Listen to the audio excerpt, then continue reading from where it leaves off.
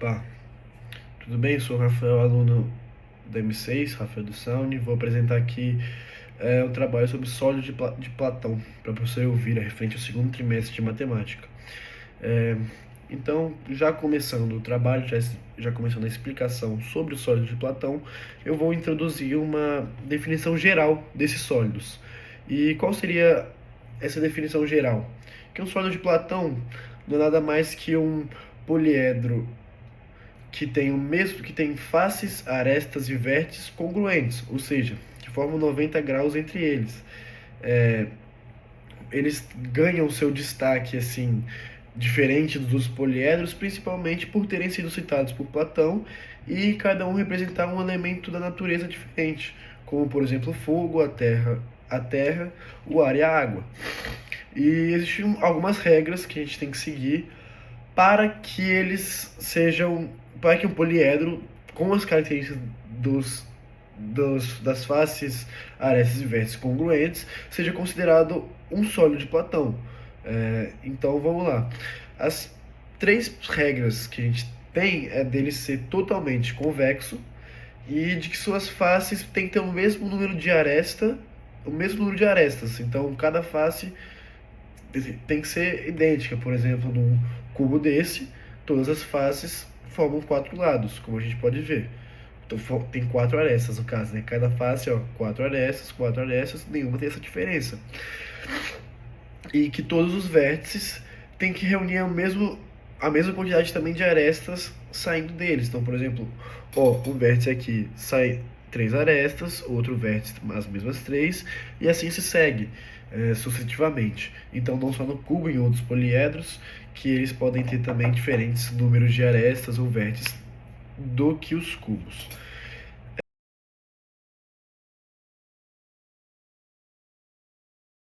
E agora falando dos cinco sólidos de Platão, que são cinco no caso, né? A gente vai começar pelo tetraedro, que é um poliedro formado por polígonos triangulares de três arestas e também formado por quatro faces, que no caso são cada uma dessas faces são triângulos equiláteros, entrando novamente na regra que a gente falou, de que as arestas, as faces, têm que ser todas do mesmo tamanho, existe uma simetria entre elas. Também existe quatro vértices e seis arestas, seguindo todas as regras que a gente fala antes. Depois vem o octaedro, que são também oito faces formadas por triângulos equiláteros. Eu vou estar mostrando aqui a imagem em cima. Vão ser oito faces, cada uma sendo triângulos equiláteros, e ele possuindo seis vértices e 12 arestas, ok? Depois vem o único que eu tenho a representação aqui, que é o cubo, que são seis faces, também oito vértices a gente tem nele e 12 arestas. Cada uma dessas faces, como vocês podem ver, é um quadrado. Depois a gente vem para os mais incomuns, eu diria, de se ver, que é o dodecaedro, que cada fase, que como diz o nome, dodeca, são 12 faces, formadas cada uma por um pentágono regular, tendo também 20 vértices e 30 arestas. O nosso último poliedro é o icosaedro, que talvez um nome um pouco diferente, mas significa que tem 20 faces, e elas também são cada uma um triângulo equilátero, e ele possui 12 vértices e 30 arestas. Então são esses os cinco principais sólidos de Platão que a gente tem. Bom, agora eu vou explicar aqui sobre dualidade dos sólidos, que é um fenômeno que ocorre nos sólidos de Platão, que é quando os dois sólidos são duais, quando suas arestas, vértices e faces correspondem entre si, só que de maneira invertida. Então, a aresta que une dois vértices no original liga as duas faces no dual. Eu acho que as imagens aqui vão dar para entender melhor como ocorre isso. E a gente pode ver, por exemplo, o primeiro exemplo do octaedro, uma aresta que vai unir dois vértices aqui, vai estar unindo uma face à outra, também do original, né? Os vértices do dual vai sempre tocar na face do original. E a gente pode ver dentro do sólido de Platão que eles possuem uma correspondência dual entre si, onde o tetraedro tem como dual ele mesmo, E no cubo, o cubo tem como dual o octaedro, e o octaedro, consequentemente, o cubo, algo que sempre vai acontecer. E a gente também pode ver esse mesmo exemplo no dodecaedro, que o seu dual é o icosaedro e vice-versa. Então a gente entende que a dualidade ocorre nos dois sentidos e que a gente pode botar, e ela serve assim para a gente conseguir encaixar um sólido dentro do outro da maneira que, como eu expliquei, cada vértice de um toque a face do outro.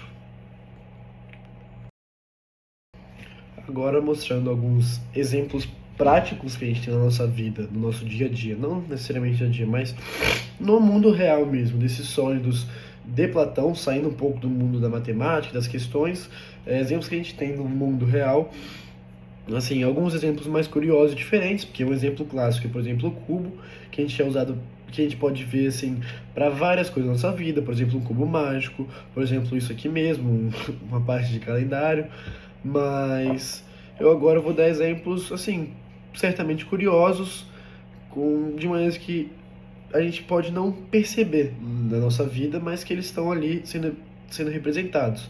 A primeira vai ser nas estruturas do vírus. Como vocês podem ver aqui, elas são estruturas que vão estar sendo formadas por icosaedros, porque elas são dessa maneira, desse formato icosaédrico, por ser uma estrutura muito regular, então facilitando o vírus a penetrar nas células que ele deseja, com, obtendo regularidade e estabilidade para ele. Continuando nesse conceito de estabilidade, a gente pode ver na arquitetura e engenharia como estruturas triangulares usam tetaedros e octaedros para dar resistência, mais resistência dessas estruturas arquitetônicas, que, como a gente sabe, não é simples de você fazer os cálculos e, e tudo para você realmente ter a resistência e a estabilidade que você precisa. Então, esses poliedros de Platão, eles realmente são de muita ajuda nesse quesito da resistência. E outro exemplo aqui que a gente vê na química é entre a modelagem molecular. Nós estudamos ano passado, inclusive, as estruturas moleculares, e a gente via que várias delas tinham formatos de poliedros. Então, uma dessas, que é um exemplo que estou dando aqui, é o metano, ele assume uma forma estrutural molecular de um tetraedro. Bom, agora entrando aqui nas resoluções de questão, eu vou ler a primeira questão para vocês. Ó, um poliedro pode ser classificado como convexo ou côncavo, dependendo de seu formato. Veja alguns poliedros. Então, como vocês lembram, nosso primeiro poliedro aqui é um tetraedro, de Platão, inclusive. Não necessariamente Platão, mas é um tetraedro. E a gente sabe que o tetraedro é um poliedro convexo, sendo uma das principais, um dos principais requisitos para ser considerado um sólido de Platão. Então, o nosso primeiro poliedro aqui, a gente já sabe que é convexo, não côncavo. E falando para vocês, o que seria um poliedro côncavo? Ele é um poliedro quando dois pontos que pertencem a eles, no segmento que liga esses dois pontos, ele não pertence ao poliedro. O que a gente vai ver que não vai ocorrer no segundo, onde todos os segmentos pertencem ao poliedro, os segmentos que ligam os pontos pertencem. Mas a gente não vai observar isso no terceiro poliedro, onde o segmento dele realmente fica fora da simetria que a gente vê no poliedro. Então, a nossa alternativa seria aqui a alternativa D, onde o primeiro é convexo, o segundo também, e o terceiro é um poliedro côncavo. De maneira fácil de explicar, realmente essa questão dos segmentos. Então, o único segmento que satisfaz a definição para ser côncavo, que realmente é ter esse segmento que liga os dois pontos não pertencente ao poliedro, vai ser o nosso objeto, o nosso poliedro 3, sendo a alternativa D a correta, de convexo, convexo, côncavo. Bom, agora, nossa segunda questão que eu trago aqui sobre esses poliedros, vai ser realmente uma questão mais sobre arestas, faces e vértices, realmente o básico. Eu vou ler aqui a questão, que vai ser, o enunciado seria: um garimpeiro encontrou uma pedra preciosa que possui o formato igual ao do poliedro a seguir. Analisando esse poliedro, a gente pode afirmar que a soma do número de faces, vértices e arestas é igual a gente tem as alternativas aqui. Então, primeiro a gente tem que descobrir o valor de faces, vértices e arestas e depois somar eles, é o que pede a questão. Olhando para o nosso poliedro, a gente já consegue identificar 4 faces olhando de frente, visíveis na imagem. Mas a gente tem que considerar também as faces que estão atrás delas, que a gente não consegue ver nessa imagem no plano 2D. Mas nessa representação a gente pode ver que a base dessas duas pirâmides vai ser um quadrado, vai ter 4 lados. Então a gente sabe que vai sair 4 faces aqui para cima, mais 4 aqui para baixo. Então a gente sabe que o valor do número de faces vai ser exatamente de 8 faces. O número de arestas não é muito diferente. Vai ter 4 arestas subindo e 4 arestas descendo. Mas a gente também vai somar as 4 arestas da base desse poliedro, que a gente pode ver que no meio dele existe uma divisão, né? Então a gente vai somar mais essas 4. Então vão ser 8 da parte de cima, 8 somando a parte de cima e a de baixo, mais 4 arestas no meio, totalizando 12 arestas. E os vértices, a gente vai pensar da mesma maneira. Olhando para esse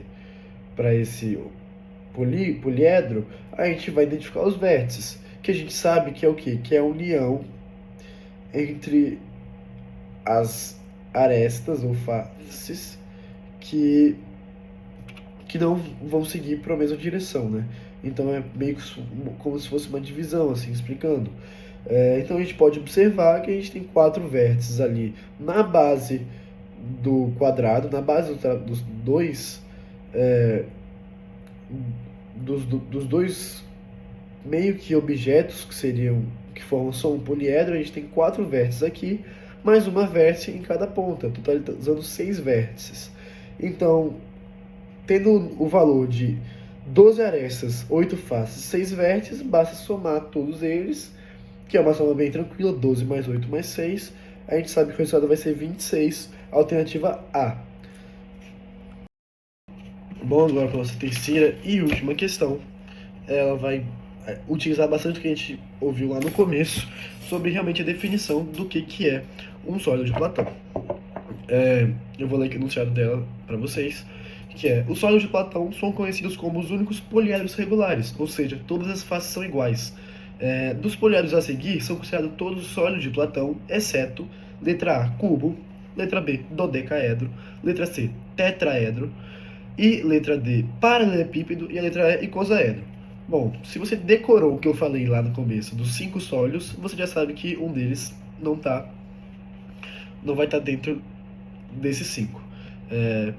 Então a gente sabe, vamos tentando ir por eliminação, se você não soubesse assim de cabeça. O primeiro vai ser o cubo, que é isso aqui. Então ele realmente tem todas as faces iguais e quadradas, segue todas as definições. Mesma coisa com o dodecaedro, que tem todas as suas faces iguais e pentagonais. Aí a gente vai vir pro tetraedro, que tem todas as faces iguais em triângulos equiláteros, e o paralelepípedo, que em geral pode não ter todas as faces iguais.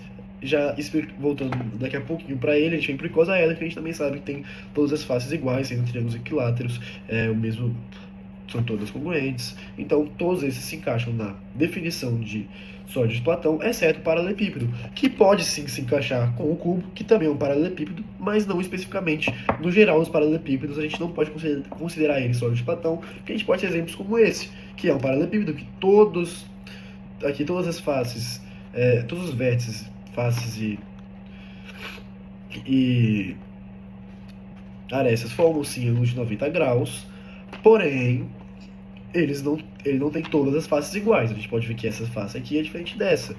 Então, no geral, os paralelepípedos não são sempre sólidos de Platão, podendo ter a exceção do cubo, que sim é um paralelepípedo e tem todas as faces iguais. Então, nossa alternativa correta, que no caso seria o sólido que não é considerado sempre de Platão, vai ser sim o paralelepípedo letra D.